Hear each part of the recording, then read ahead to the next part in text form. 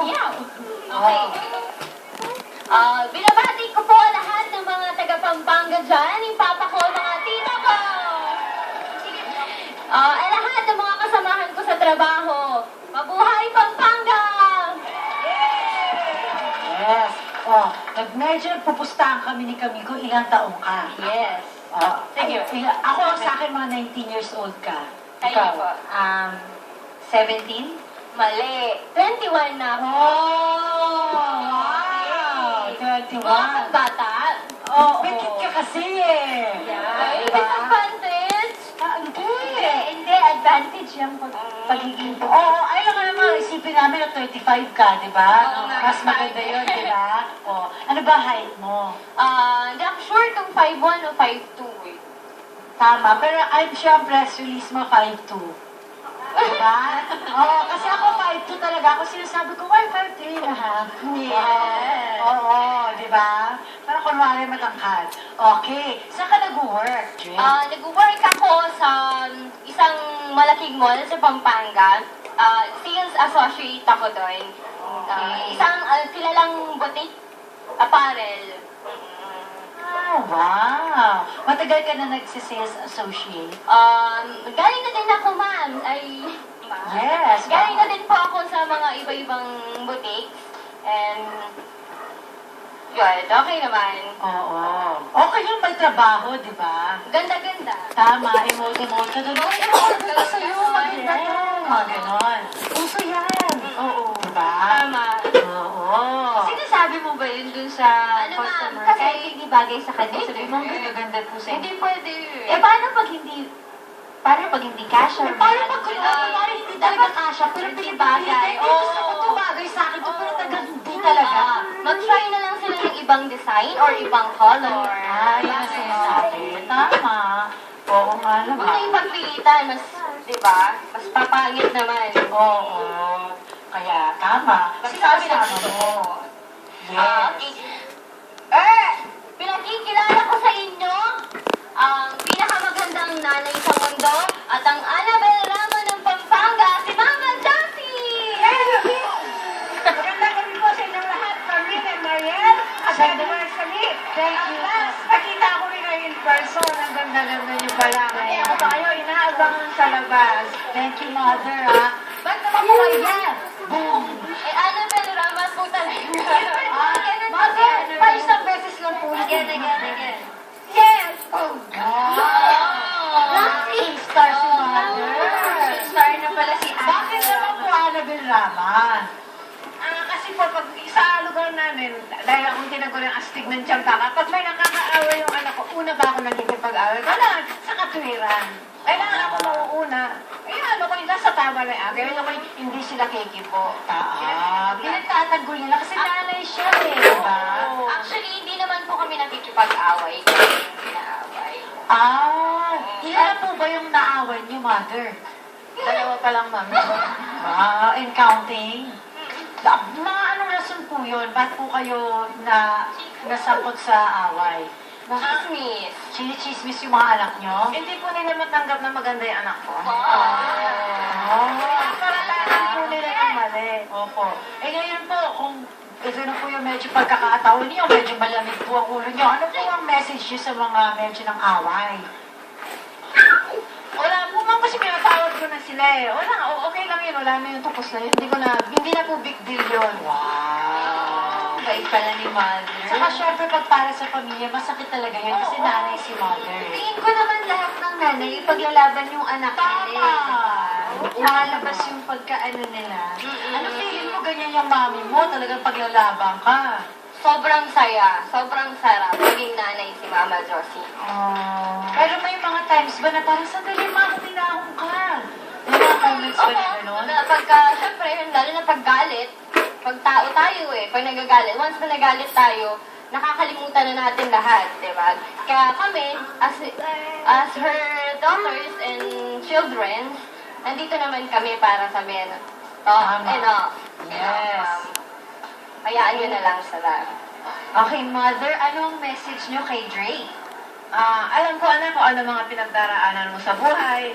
Ito lang tandaan mo, ang Diyos natin malaki, hindi nalilingid sa Kanya lahat. Alam niya kung anong desire ng puso mo. Kapag may hiniling ka sa kanya, maghintay lang tayo sa tamang panahon at paraan. Ibibigay niya ito. God will make a way for us. Jay, ano naman ang message mo? Ma, alam ko maraming beses ka na naming nabigo. Bata pa ako, marami pa akong magagawa, marami pa akong mararating. Hindi tayo kontrolado ng mga nangyayari sa mundo. Tayo kumokontrol ng utak natin. Hindi kita pababayaan kahit anong mangyari. I love you, Ma. Salamat, anak. Ganda naman ang message niyo sa isa't isa. Okay. Wow, mayroon ka pang isang kasama. Ang haba ng hair. Pakilala mo naman sa amin. Dre. Yung boyfriend mo. Wow! Pakilala ko. Kanina meron kang Hello Earth. Di ba? O, ganun galing ulit. Oh. Hello, Heaven! Pinapakilala ko sa inyo ang lalaking nagpapatibok ng puso ko, si Martin. Hello, Ate Mariana and Camille. Hello. Kuya Martin. Hi. Gano'n na kayo katagal? 1 year and 3 months po. Wow, 1 year and... Naglolokohan. Ba't mo naman nasabi na naglolokohan lang kayo? Nag-uutuan kasi. Oo. Kami na lang dalawa eh. Ganda mo, no? Pogi mo din. Eh, dapat talaga may ganun. Pag una mo nakita, dapat compliment. Ay, ganda mo kayo. Di ba? I-appreciate mo, di ba? Wow, ito na naman tayo kami, babe. Sinasabi ko lang. Tayo ba? Okay. Di ba? Appreciate kasi. Nagalit kay Martin. Martin, no? Hi. So, ano yung mga katangian ni Dre na talaga nga naman na in love ka sa kanya?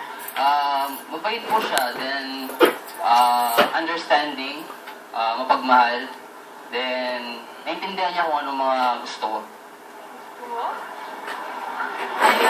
Naintindihan niya yung mga gusto ko or mga gusto kong gawin. Yung mga... Ina-understand niya yung mga pangangailangan mo, yung mga needs mo. O, tama. Di ba? Parang ganun yun. Oo, tama. May dimple ka rin, ha? Nakaganito ka, ha? Kausap mo kami, nakaganito ka, ha? Ikaw, ha? Nakakalata ka yan, ha? Ano ka dyan, ha? Dre? Dre. Magkamakana ba kayo ni Martin? Hindi na kailangan kayo. Dre, ikaw naman, ano yung mga katangian ni Martin na na-inlove ka sa kanya? Yung minahal niya kung ano ako. Yun yun. Hindi, wala siyang pakialam kung ano yung mga pinagdaanan ko. Oh, that's nice. That's nice. Ako na. Papapadimpol ka na naman siya eh. Uy, Texa, saka sports siya, game siya, no? Sumama siya dito, humarap siya sa pamilya mo. So, good luck sa inyo, ha? Yes. Oh, anong message mo, Martin? Uy, Uy! Uy, ganyan. Boy po, B-U-I. Bye? Parang, Uy. parang pag endearment yun na magkaibigan. Kasi nag-start kami as friends. Best friend. Ay, wow, how nice. Oh, sino mo? Uy. lagi mong tatandaan, andito lang ako para sa'yo, mahal na mahal kita. Kahit ano man mangyaring problema, sigurado kaya natin solusyonan yun. Kasi,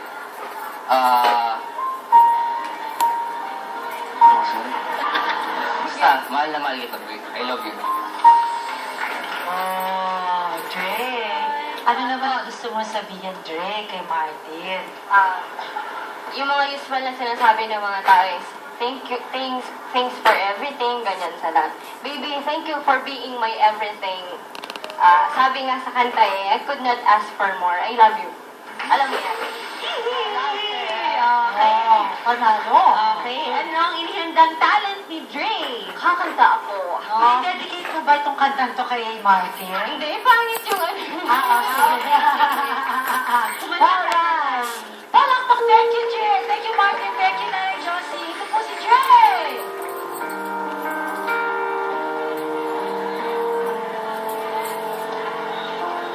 Iyak ang aking puso nagdusa. Ngunit ayoko may kita.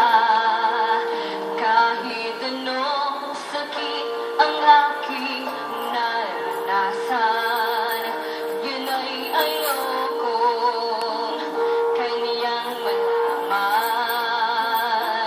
Mga araw na nagdaan, kailan may hindi malilimutan ang tamis na araw ng pagmamahalan. Ang akala ko'y walang hangganan, ang pag-ibig kong ito, luha ang tanging gagawin buhat sa'yo. Kaya't samahin ko pa tuwing naidalangin ko.